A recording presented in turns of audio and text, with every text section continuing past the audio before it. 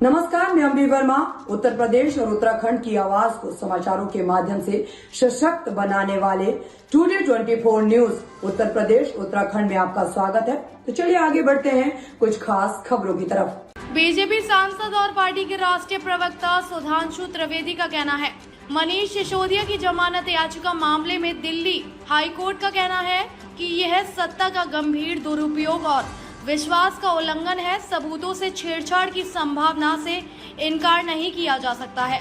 PMLA मामले में अदालत ने कहा है कि अभियोजन पक्ष प्रथम दृष्टया मनी लॉन्ड्रिंग का मामला बनाने में सक्षम था। कानूनी तौर पर यह लगातार स्पष्ट रूप से और अकट्य रूप से धीरे धीरे स्थापित किया गया है, लेकिन नैतिक रूप से हम कोई बयान नहीं दे रहे हैं। कार्यक्रम मनीष सिसोदिया के लिए आयोजित किए जा रहे हैं, लेकिन सभी विभव कुमार के लिए। कि दिल्ली हाई कोर्ट ने मनीष सिसोदिया के बेल के संदर्भ में जो कहा है उसको मैं सिर्फ कोट कर रहा हूं, जो पब्लिक डोमेन में मीडिया में अवेलेबल है ऑब्जर्वेशन। उन्होंने कहा this is a grave misuse of power and breach of trust.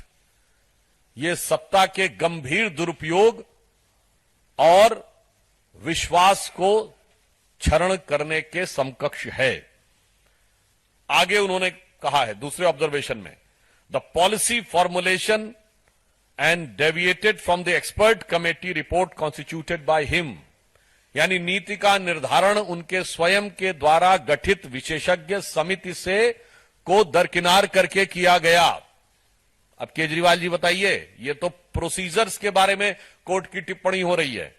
और आगे उन्होंने कहा कि कंप्रोमाइज तो किया गया, फिर उसमें लिखा था court said that the integrity of the decision making process was compromised, यानी निर्णय लेने की प्रक्रिया की प्रामाणिकता पूरी तरीके से संदिग्ध हो गई। तो केजरीवाल महोदय, आप स्वयं निर्णय लेने की प्रक्रिया के हिस्से थे। दिल्ली को दारू के दरिया में डुबोने के लिए आपने जो प्रक्रिया एडॉप्ट की थी वो कंप्रोमाइज हुई, वो साफ कहा। तो मुझे लगता है जब आप अपने केस के बारे में इस तरह की बात बोलते हैं, इसीलिए हमने कहा कि वो आपके चेहरे पर किसी तमाचे से कम नहीं है। इसके बाद और भी महत्वपूर्ण बात कही है, कोर्ट ने ऑब्जर्व किया है सिसोदिया जी के बारे में, he has failed to produce 2 phones used by him and claim that they were damaged. The court said that the possibility of tampering of evidence can not be ruled out, यानी वो 2 ऐसे phone जो वो प्रयोग कर रहे थे produce करने में सफल नहीं हुए। उन्होंने कहा कि वो डैमेज हो गए हैं और इसलिए साक्ष्यों के साथ छेड़छाड़ और उन्हें प्रभावित करने की संभावना पूरी तरीके से बनी हुई है, इसलिए बेल नहीं दी जा सकती है। ये मुझे लगता है केजरीवाल जी की स्वघोषित छवि जो भी वो बनाने का प्रयास कर रहे हैं उस पर इससे बड़ा डैमेज नहीं हो सकता। यदि कोर्ट बहुत स्पष्ट रूप से कहे और आपके साथी कहें कि वो 2 फोन खो गए और वो डैमेज हो गए, तो मुझे लगता है ये तीसरा उनके ऊपर बहुत बड़ा ऑब्जर्वेशन है। और सबसे महत्वपूर्ण बात, कोर्ट ने कहा है in respect of PMLA case, prevention of money laundering case, court said that the prosecution was able to make out a prima facie case of money laundering, अर्थात प्रथम दृष्टया मनी लॉन्ड्रिंग का केस बनता हुआ दिखता है।